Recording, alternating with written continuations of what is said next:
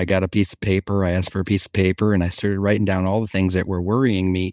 And the list was lengthy. It filled the page and it was extremely insightful to see that list of stuff. I'm like, this is what's happening inside of me, which is why in all the stories I'm telling myself about how I'm a phony and a fake and I'm worried about being caught and not being taken care of and failing and losing money and losing security, losing the house. I mean, literally just the sky could collapse around me, right? What happens when your body is sending a message that your mind can no longer ignore? I'm Morra Aarons-Mele, and this is The Anxious Achiever, the show that looks at the intersection of mental health and work and asks, how can we do both better?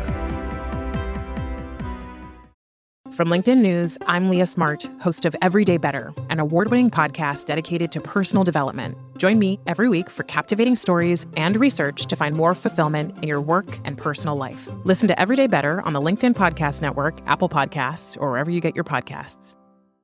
I'm Tomer Cohen, LinkedIn's Chief Product Officer. In my new podcast, Building One, I interview some of the best product builders out there.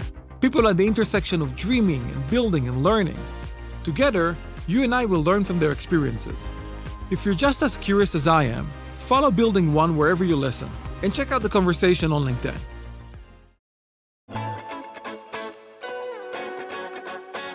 Today we talk to a guest whose stress and anxiety landed him in the hospital, and a classic dark night of the soul moment.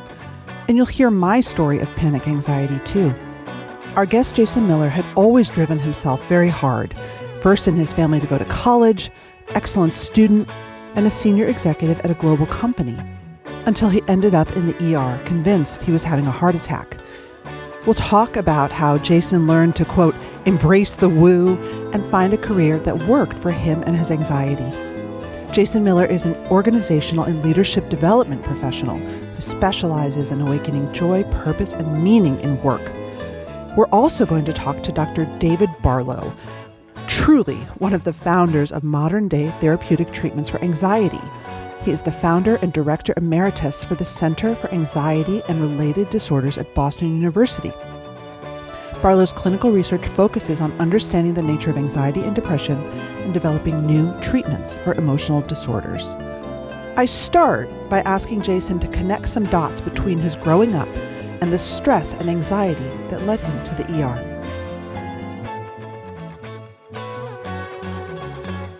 I grew up in a family that was very supportive and nurturing. My mom was a stay-at-home mom, and my dad worked really hard, a working class family. You know, what I learned really early on from watching my dad is how important it is to support family and have a purpose that's to create an environment, safety, security, to be able to explore who you are. And what became really clear as we were growing up, I remember the day my dad was laid off from his job at General Motors. I came home and I was maybe 8 or 9 years old, and I asked Mom, "Why is Dad home?" And she said, "He got laid off today." And I had no idea what that meant as an 8-year-old kid. What does that mean? Well, he doesn't have work anymore, and we're not sure when he's going to have work again.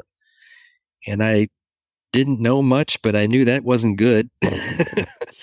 I also had this kid-like excitement that my dad was going to be around more, but that was not the case really, because he was working too hard to find a way to make money, and he decided to start his own business. And ultimately, that was a struggle for many years. It got to a point where we were literally not sure when food was going to come on the table next. It became a prevailing teaching from my parents, my grandparents, and our teachers in school, to their credit too, saying, you know, you want to have a future, you got to go to college. You know, that's the way now. And thankfully, I was suited for that because I love school. So I very clearly saw that as a way that I could springboard my life. But I wonder also if this is something you've reflected on, and this is something it seems like our country is reflecting on, that growing up in a generation where the men that you idolize growing up are losing their work and their identity. And I can only imagine the anxiety that those men feel, even if they're not vocalizing it, that would affect a kid, right? Who gets given a big chance. Man, you hit it right on the head. I know that because I got emotionally provoked from that question and that comment. It's still going on so strong in our country, in our culture. We are not where we are right now without that Rust Belt trauma happen in our culture. I mean, I cannot tell you what it's like to grow up in an environment where dads and moms don't know who they are and what their values like, right? And they'll never vocalize it that way, but there's a sense of it. Just growing up in a town like Sandusky, where the downtown, beautiful waterfront, like the whole time I grew up, it was just decaying, right? Just that symbol alone of growing up in that environment, and factories that are closed, with caving in roofs and in houses. But you got out. What did you do after college and where were you going? I got out. Yeah, I got out. I stumbled out of the gate. I didn't know how to find a job in the professional world. I didn't know how to network well. I thought networking was a phony activity. My first real job was with a startup that was actually a really poorly run startup that ultimately I got fired from. Thankfully, I had enough track record of success in my academic career and belief in myself that I knew I could rebound, and I was determined to do it. I found the opportunity at Anderson Consulting, which turned into Accenture, and I was there for quite a long time. And I kind of gave myself to the organization because I said, show me the way. I'm ready, right? I fell down. I know I got a lot to learn. Show me how to do this well, and I will do it. And what was it like? What was it like? Because you were there, you advanced. Talk us through the pace and what it felt like. I hit my stride at Anderson. I plugged into the learning engine. A big reason why people go to the big 5 firms is to come and teach them the fundamental skills to be a successful consultant. I learned those skills. I was successful in my client work. I started to excel, got promoted within a year and a half, started to lead teams, decided when I met my wife, wanted to get off the road, and took on a new role. And I worked for many years as the global marketing lead that managed our website for Accenture.com. And then I moved back into what I really wanted to do, which was this organizational development work. But being in a global environment, you're it's on 24/7, right? So working early mornings, taking conference calls every night was pretty much the norm. And this is a common challenge in global roles. We talked about this a lot at work, how difficult it is to really maintain balance in life when you're on all the time, and increasingly working from home too. Right. So it's a unique kind of stress that comes from that. As I actually got into that role that I was really suited to do, I was really starting to hit some real big success in a global role, right? And it's exactly what I wanted and what I envisioned for myself. The only problem is when I actually started to actually experience it, I don't think I really believed I could do it. Why? And that old self-doubt from where I came from. Because I would find myself talking to partners across, literally senior executives across, and managing a senior executive team, wondering who the hell's talking right now. It's not me. It was just this feeling of deception, and that created a lot of inner tension in me. Of course, what happens when you're successful is that people want more of you. And that's exactly what you want, but it becomes a monster that can really eat on itself very easily. So what happened? Well, I didn't have any way of coping with it. And as I've kind of looked back, I was so focused in my head on just getting through every day and worrying all the time and starting to lose sleep Mm-hmm. that got all bound up inside me. So, as I've learned about the body's response to stress, the body stores stress, right? So it holds stress inside the body.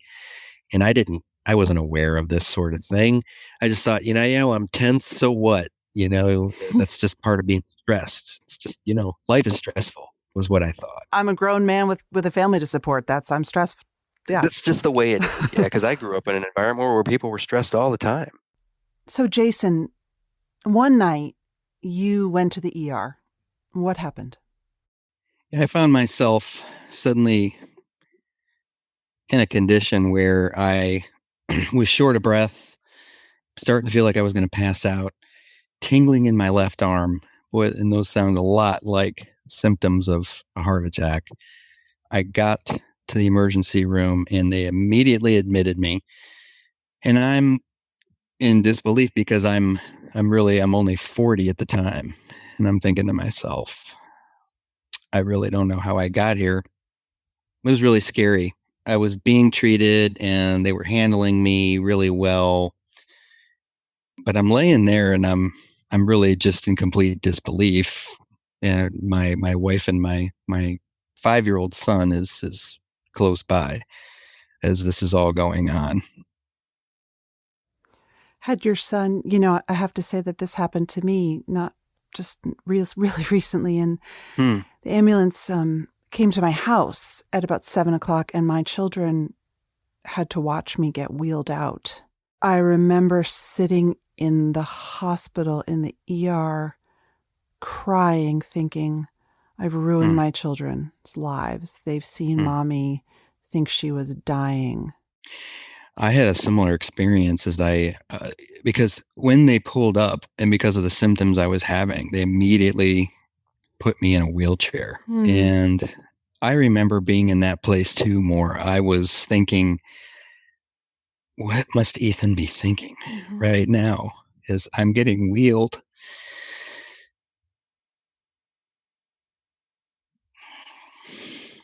Wheeled into the emergency room. I was so scared for him. What he must be experiencing as he's seeing his dad like this, that was overwhelming. Still, obviously, it's still very overwhelming. And I remember laying on my bed in the emergency room.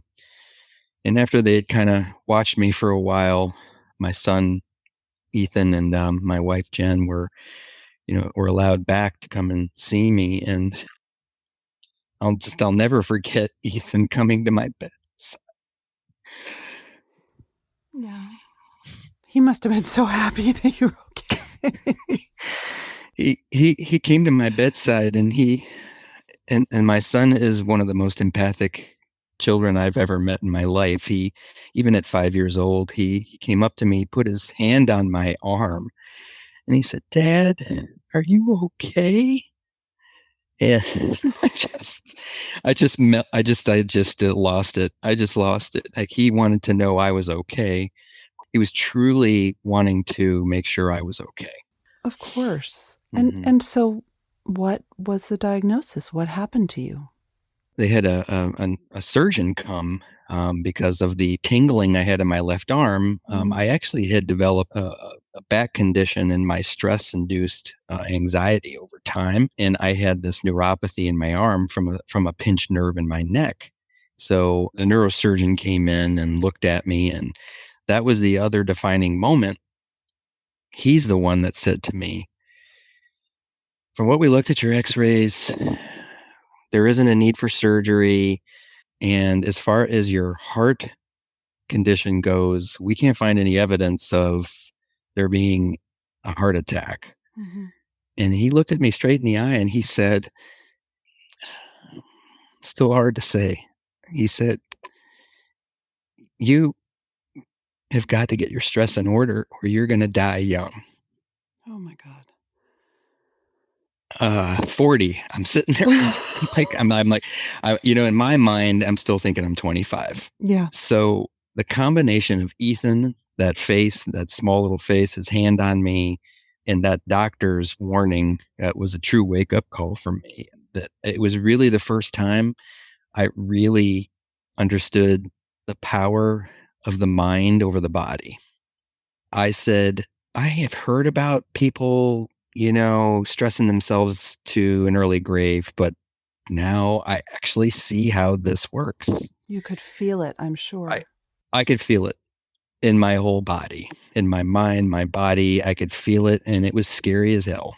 I said, "Oh my God, I can literally kill myself." That was the thought that kept me up all night that night in the ER. And then there was that classic dark night of the soul that you have. That was the wake up call that I'm laying there thinking, what am I so anxious about? Did you use the word anxious? Like, was anxious the word that connected for you? Stressed, or all of it? I think worry was the word I thought of. What am I so worried about? Yeah. What am I so deeply worried about? And so I just wrote that night. I got a piece of paper. I asked for a piece of paper, and I started writing down all the things that were worrying me. And the list was lengthy.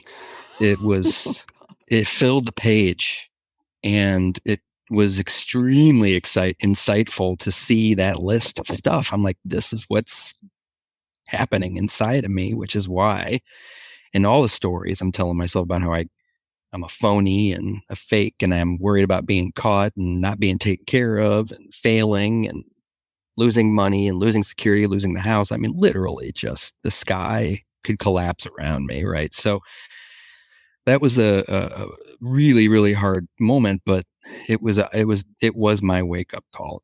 I literally said to myself, if I have the power to do this to myself, I have the power to do anything I want. And I kind of believed it at the time, but not really. Right? I mean, that sounds like a very healthy thought for someone sitting in the ER after. I had that thought, but of course I'm sitting there thinking, this has got to be true, even though I'm not feeling it. Yeah. Right? Yeah. So I started to think about what I really wanted to be. If this is the price, I said, it is not worth it. And after I got out, I decided I was going to take a leave of absence from work. But was there ever a sense of your mind like, okay, they'll be here for me, but if I go back there, this will happen again? Or did that take you a while to get to that place? Oh, in the early days of my leave, I said, I can't go back. I was convinced there's no way I can go back there. It will consume me again. I am completely burned out with that place. I can't do it anymore. All those thoughts in that first month, especially, I was telling people that. I was like, yeah, I'm done. I was like, I just have to figure out in the next, because I had a 3-month leave. It was FMLA, 90 days to figure out what I was going to do. And that's how I started the journey. But while I was doing that, I was trying to heal myself. I leaned on just about every possible resource I could get my hands on. I said, what opportunity will I have again in my life to have this time off like this, to focus on me and getting it right? I reached out to a therapist. Mm-hmm. I started working with a therapist almost immediately. I started working with an executive coach who worked in a deep coaching capacity with me. I learned mindfulness during this time. I took a mindfulness class. I started yoga because my back was in shambles, and the doctor told me that was something that would actually help me both mind and body. Mm-hmm. I started doing physical therapy to get my back strengthened. I allowed myself to kind of do things that gave my spirit life, like going in nature and playing music and, spending time with Ethan. So I truly prioritize myself, and I have so much gratefulness to my employer at the time, and my boss especially, and my boss's boss was the same. They changed my life by supporting me. Did you go in back? That way? The end of the 3 months, as I got stronger and I started to understand my own stories about myself, and I had capabilities to manage my stress, I started feeling stronger at the end of my 3 months. And I said, I think I can do this. and I got to try it in the new way. It's just going to follow me where I go. Wherever you go, there you are. There you are. Exactly. Yep. Precisely.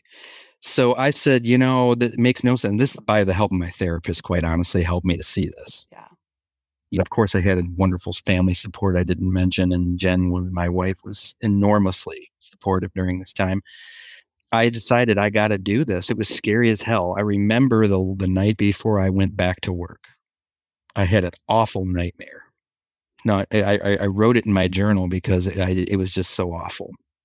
It amounted to me literally going into a war-torn territory with who were likely Accenture partners, executives, who literally were taking shots at me, like literally shooting at me. Oh my God.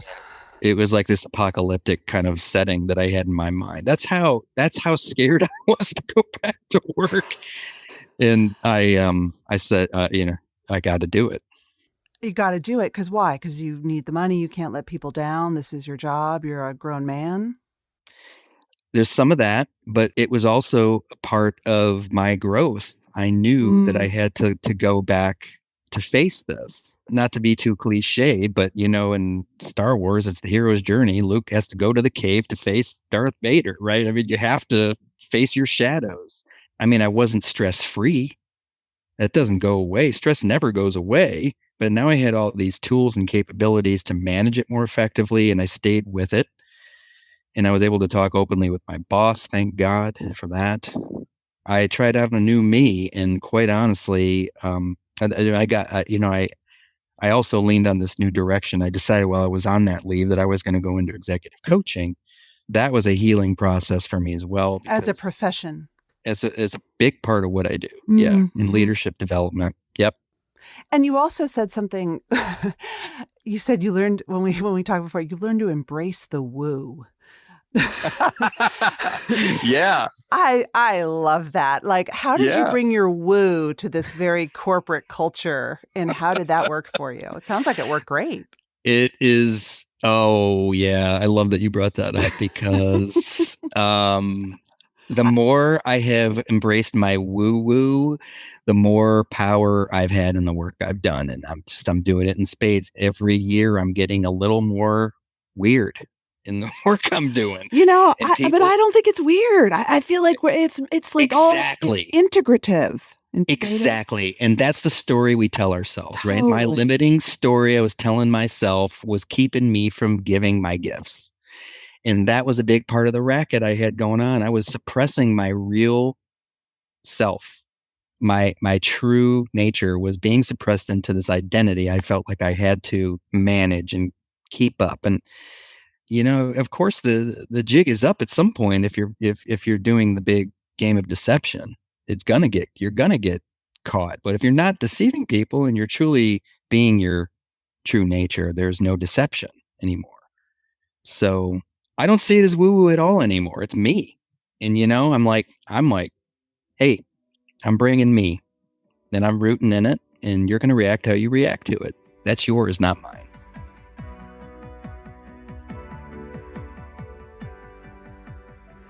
A few weeks ago, I was sitting on the couch with my kids. It was about 7:00 at night. And all of a sudden, I felt like I had to go to sleep. My breath became very tight. My vision went blurry, and I felt like I couldn't move my limbs. I started to spin. I was scared for my life and went upstairs, laid on my bed, and was so scared. I said to my husband, I think you need to call 911. And they came very quickly and took me to the ER because I'm telling you, I thought that I was having a stroke or a heart attack or something terrible. Now, it turns out I was having a really bad panic attack. I've had panic attacks before, and honestly, I did not recognize this one coming. It felt like it hit me randomly, like a bolt of lightning, and I didn't recognize the symptoms. I just felt like I was dying. When I came out of it, And after I had sort of slept it off the next day, I felt emotionally like I had regressed about 35 years. I just wanted someone to come and tell me I didn't have to do anything, that I could sort of leave my life and responsibilities for a few days and be taken care of. I swear I just wanted to be a little kid again and have my mom take care of me. And when I discussed this a few days later with my therapist, she said, Morra, I know that you want to be this powerful, successful person, but maybe that's not who you are. Maybe it's not right for you. And I swear, even though I have written a book about finding the work life that is right for you, not getting on that rocket ship if it's not who you are, I was ashamed when she said that, and I wanted to tell her she was wrong, and I was nauseous. Ambition is a toll, and perhaps for some of us, it's not the right fit. I think that a lot of us, that struggle is what may create a lot of anxiety, and for more people than we know, end us up in the ER. Recently in New York Magazine, writer Katie Heaney asked a really provocative question about her anxiety. She asked, "Is my work motivated by drive or fear?" She explained how she sets really rigid and aggressive goals for her workday and her output, and she mostly achieves them. But when she doesn't achieve those goals, she feels sick and riven with anxiety. And I think for me, pushing myself to achieve goals that are not the right goals for me is what ended me up in the ER. How do you know you've ever done enough? Not knowing can show up in some scary and some very physical ways. From the minds of visionaries to the desks of disruptors, I'm Lars Schmidt, host of the Redefining Work podcast. Join me each week as we explore the new world of work through the lens of those shaping it. CEOs, HR leaders, investors, and more.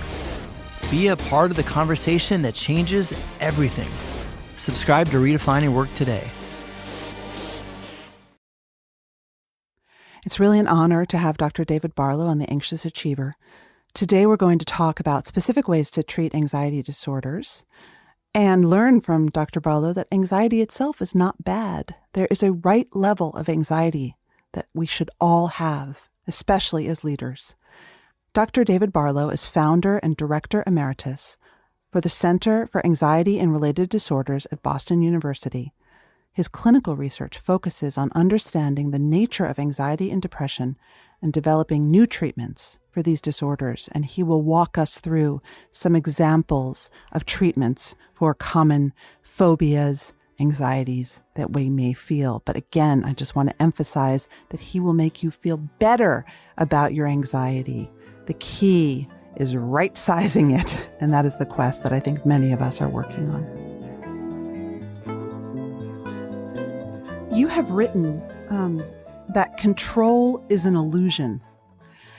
And as an anxious person, just reading that scares me. How does the anxious person cope with that concept? Well, objectively speaking, we do not have as much control over events in our lives as perhaps we might think, or certainly as we would like. But there's an interesting difference between people who function well and have no more than moderate anxiety, mm-hmm. and people with very severe anxiety about having an illusion of control. Mm. So an illusion of control is a very healthy state of mind. It basically is an attitude or an attribution, a cognition that pretty much anything that comes along that day could be a challenge, but you're going to be able to handle it. The illusion of control will have it that chances are nothing really bad is going to happen today. You don't really expect to run into any situations that you can't handle. Well, we know that people who feel that way. Another term for that would be optimist.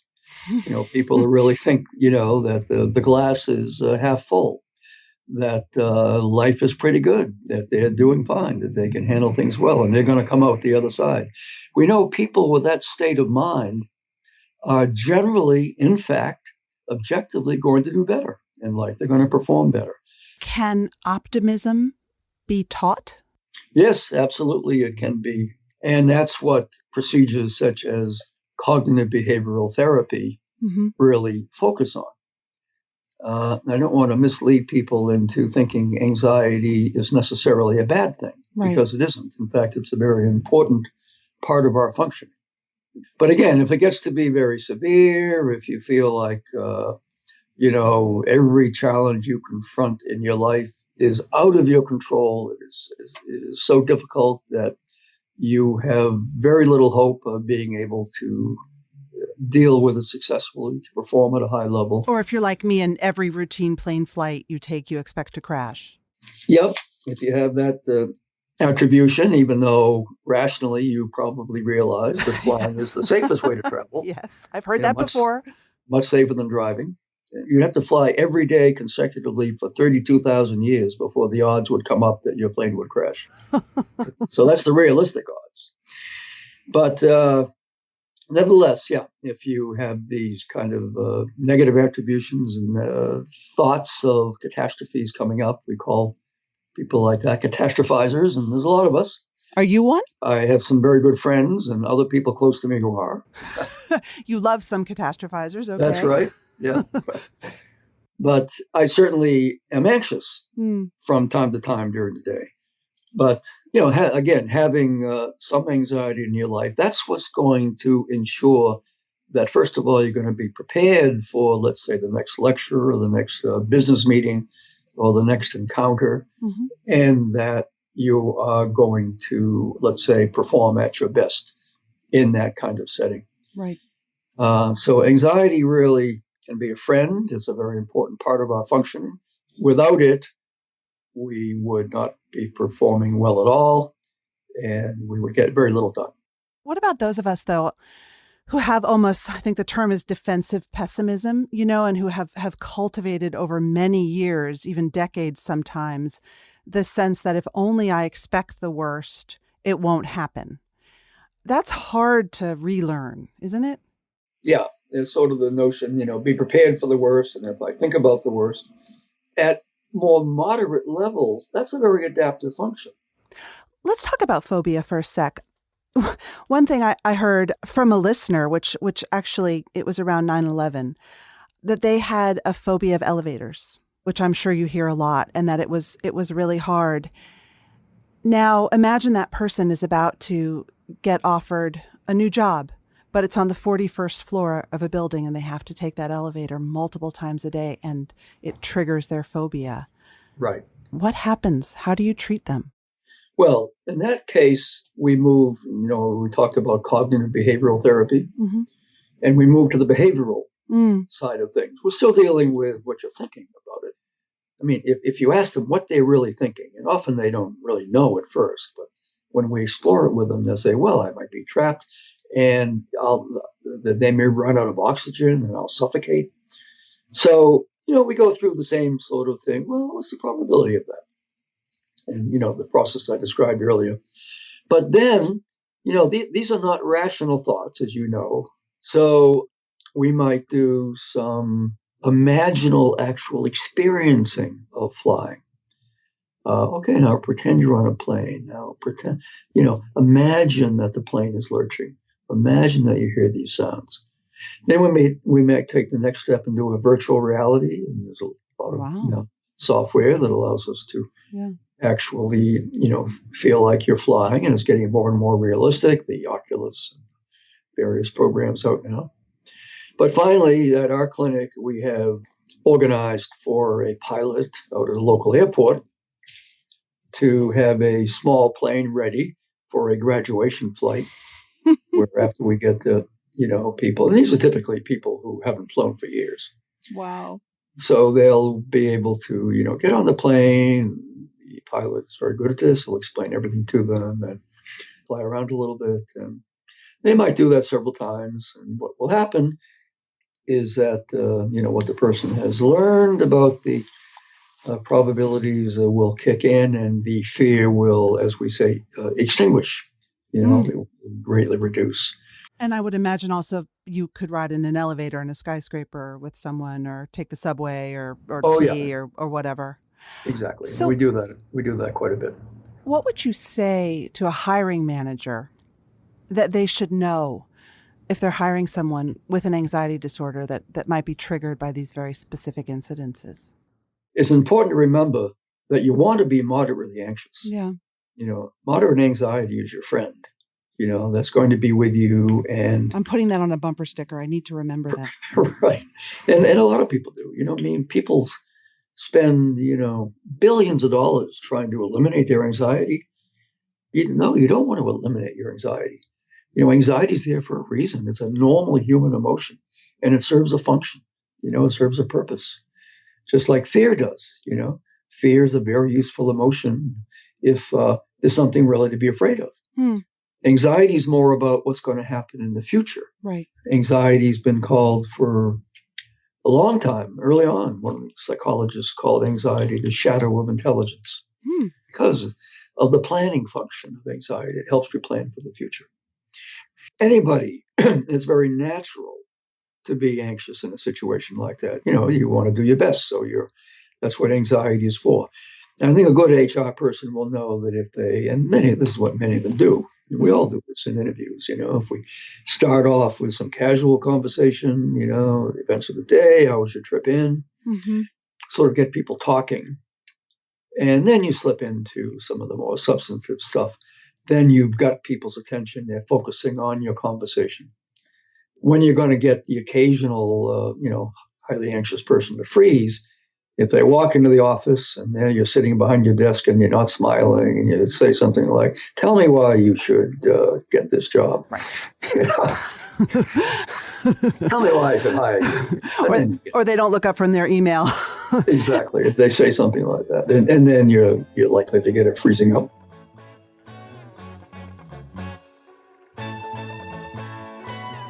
That's it for this episode of The Anxious Achiever. The show is produced and edited by Mary Dew, with production support and sound engineering by Nick Krinko. If you like what you heard, head to your favorite podcast app. Leave us a review. It really matters, and we appreciate the time and effort it takes. And if you don't subscribe or follow the show already, now's the time. And let us know what you'd like to hear more of. I get some of my best ideas from my listeners, so find me on LinkedIn, send me a message. You can find my weekly newsletter there as well. A big thanks to LinkedIn and all the listeners out there and our guests in the Anxious Achiever world. Until next time.